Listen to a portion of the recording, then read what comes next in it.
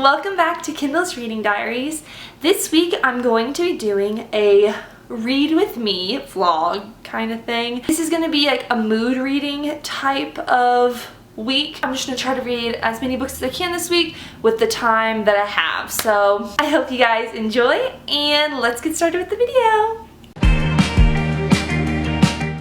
Hi you guys, so today it's currently Tuesday. I didn't read at all really yesterday because it was Labor Day, so I was out busy. Also, we're starting out this week video sick, so yay! I'm going to try to finish Betting on You by Lynn Painter today. I'm about halfway through, so I need to read about 210 more pages, I think. So that'll be my goal. I'm going to be recording a little bit of it, and I'll keep you updated with how much I read today, and then we'll continue with the rest of the week. Teacher Kindle here. I was sick when I was reading Betting on You, so I didn't really put my synopsis at the beginning. I'm gonna chime in and tell you what it was about. So, Betting on You by Lynn Painter is about a girl named Bailey who, after her parents got divorced, she has to go get on an airplane and move in with her mother full time. And when she gets at the airport, she meets this guy who is like the opposite of her in like every way. Like, she waits in lines, he tries to cut, she's like a rule follower, he's a rule breaker, and like they immediately like don't get along. Then she realizes she's stuck on this 10-hour flight with him the entire time, and the entire time he tries to talk to her and like annoys her the whole time. After that, she's like, okay, like never going to see him again. And then bam, it's orientation at her work, and who else does she see? Charlie. She still doesn't really like him, but then you see as she slowly hangs out with him and he gives her advice like on her parents' divorce. He's the only one that like understands the situation she's in because his parents are also divorced, and you see them become closer and all this stuff happens. So that's my little synopsis on it. I know it wasn't amazing. Now I'll get back to the footage of me reading it.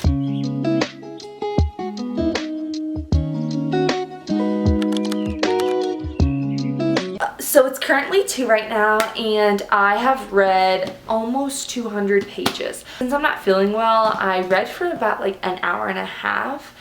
And then I decided like, okay, I need to get up, I need to move, because sometimes, you know, like laying down in bed makes you feel worse. So while I got up and did other things, I played the audiobook, which I thankfully was able to find. And I'm still gonna try to finish it. I don't know if I'll have another update today. I'm currently on page 385. There's 421 pages, so about 36 pages left, and so I'm definitely gonna finish this one today, and then tomorrow I'm gonna start on a new book. Hi guys, so I'm back today. I finished Betting on You yesterday. At the end of the video, I'll go over my ratings and my overall thoughts. For right now, I'll just say that I think Lynn Painter does an excellent job of bringing like the rom-coms that you see in movies, like the infamous ones like How to Lose a Guy in 10 Days and like The Proposal, and she like brings aspects of that like really alive in her books, because every book I read of hers is just so similar to me like watching a rom-com movie, and like it's so funny, it has such cute moments, and I just really enjoyed this book. So, and I'll talk more about it at the end of the video if you guys want to hear what it was about and my thoughts. So currently I've started on With a Kiss We Die by L.R. Dorn.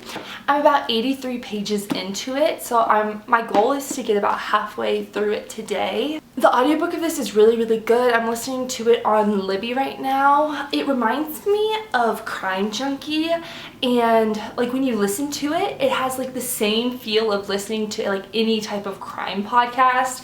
Like it has like the intro every chapter and has like the little music, and it's just really, really good so far, and I'm like barely into the book. I'm only 83 pages in, and I already have a feeling who killed his parents. I'm not gonna say it because right now it's him and his girlfriend who are suspected of killing his parents, but I think I'm already having an idea like who had done it, and so when I finish it I'll give an update and see if I was like right or not, but it's just some of my thoughts currently so far in it. A little update though also is I was planning on reading Everything I Know About Love. I may still try to read this book, but I already read like 10 pages and I don't know, it's kind of slow and I'm not really at the point where I want to read a slow book. Like I'm wanting those books that really draw me in. So I went to the library today and I picked up Binding 13 by Chloe Walsh just because a lot of people had been talking about it. It's very, very floppy. So I'm going to try to read this book next.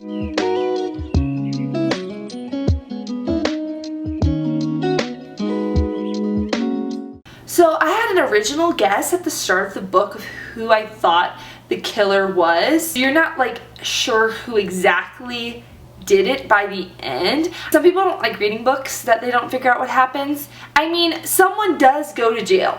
Someone does go to jail, but is it the right person?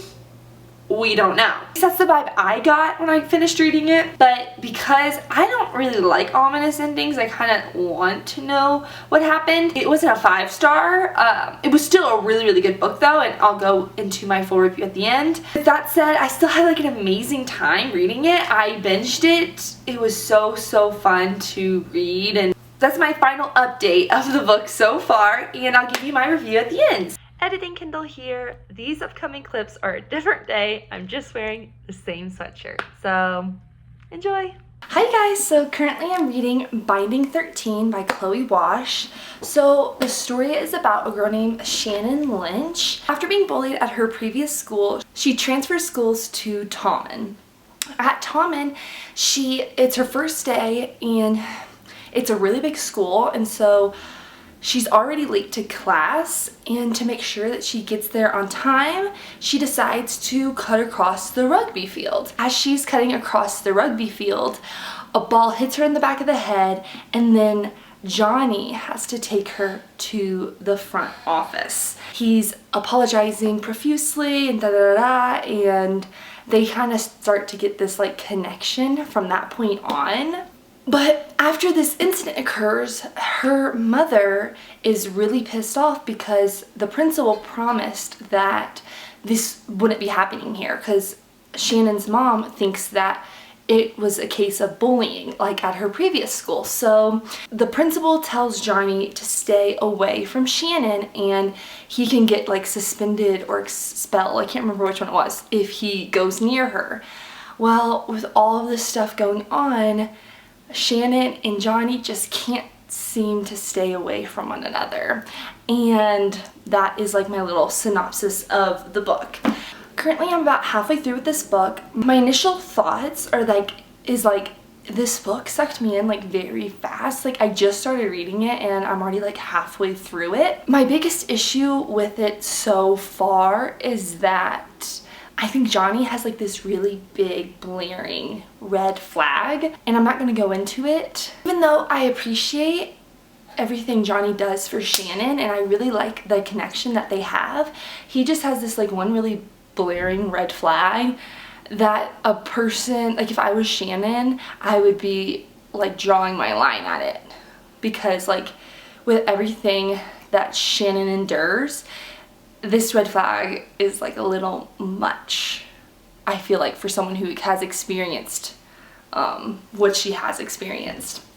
I will say, I do like, this is the first book I've read in a really long time that like talks about like bullying and abuse as much as it does. Like I don't think I've read a book like this in like years. So far I'm really enjoying it though, and with the way that it's going, I think that Johnny will get better. So these are just some of my initial thoughts, and I'll give you an update soon on it. So here's a quick update. I'm on page 400, about 65% through with the book, and it's definitely a slow burn. Like if you love that like really slow, nothing really major has happened yet type of vibe. That's what this book is. It's like really just like a little bit of breadcrumbs. I mean, I'm eating it up, but it's just like really slow so far. I only have like 200 pages left, so I'm really curious where it's going to go. But yeah, that's my current update on it. I'm on page 538 and I'm like freaking out right now. The breadcrumbs that Chloe Walsh is giving in this makes this feel like so much more important though. But like, she says, well, thanks for caring, I said. And then Johnny replies, thanks for being worth it. Eating it up. I'm eating up every single word. I'm almost done too. So it'll be a really fast book. I've been listening to the audiobook as well, which was a little bit of like difficult because at first, because it's all in like Irish accents. I understand most of it, but some things I'm like, what did they just say? That's my update for now, and I think my next update will honestly be when I finish the book. So now I'm going to be talking about my reviews on each of the books. So the first book that I read, I'll start with first, Betting on You by Lynn Painter. This book was really good. As someone who is a child of divorce, I love reading like about it and like finding things that I kind of related to within the book. I think I still like Better Than the Movies better than Betting on You. It was super cute though, like how two people were so different in like complete opposites, but how they were like drawn to one another. I will say these books, in all the books I've read so far, which is 2 by Lynn Painter, they both bring that old rom-com feel to them, and it just is super refreshing to read in a book, especially as someone who misses how rom-coms were back then. But yeah, overall, I really enjoyed this book. If you want like a cutesy romance, like enemies to lovers vibe of a book, I would pick up this book. I think my overall rating for this book is about like a 4 out of 5. I still thought it was really cute, but it wasn't like the 5 out of 5 that Better Than the Movies was. That's my thoughts on that book, and now I'll move on to With a Kiss We Die by L.R. Dorn. This was a really unique written book. It was written in like a podcast script format, and it really drew me in from the start. With books though, I really like a full circle type of ending, which is why I'm giving this book a 4.5 out of 5 stars. It wasn't like 5 out of 5 stars because of how ominous the ending was. It really did remind me though of true crime in real life, because it is still at the end debating, did this person or these people really do it? This book though, and I never say this about any books, but this book was great to read, but like perfect to listen to. It sounded just like a podcast, y'all. Like it was like I was there and they were real people and I was actually listening to it. It was like the first audiobook that really put me in that situation, because even when they're in the car and she's on a phone call, you can hear the car noises in the back, like it sounds like she's driving, and the person she's talking to, it sounds like she's on the phone. I hope more audiobooks take tips from this specific audiobook because it was so great. But yeah, overall 4.5 out of 5, great book, highly recommend. So the last book is Binding 13. I read this book mostly in a day. I mean, it took place over 3 days, I think, because I started it a little bit one day, read majority of it the second day, and then finished the last bit like yesterday. My review on the book is that, to start off, I didn't read anything before going into this. I just knew that the book was popular. Heed my warning, buy the next book after this. It's not like a suggestion, it's like you need to, because this book ends on a cliffhanger, and a major cliffhanger, y'all. Right after I finished this book, I wrote a little review and I said it was 4.75 out of 5 stars. So really close to 5 stars, but not 5-star territory. But since I finished this book, it has been on my mind. Like, I can't stop thinking about it. And so I think I'm gonna have to change it to a 5 out of 5 stars. What I will say is I was honestly surprised that this book is YA. It doesn't have any sex scenes in it at all. But the topics it talks about are very heavy, and as well, it talks about sexual things. Johnny talks about his junk a lot in this book. Maybe I just don't know the requirements of YA, but this was just my thoughts on it. While the other 2 books I read this week were amazing, there's a 4-star, a 4.5 star, this one is by far, I think, the best book I've read this entire week. Overall, it was an amazing reading week, and I hope you guys check out some of these books that I had read about this week. If you have read these books, please comment down below and let me know like your thoughts on it, if you agreed or disagreed with anything I said. And please like and subscribe if you like this type of content and want to see more of it. Anyways, thank you guys for watching. I'll see you guys next week. Bye!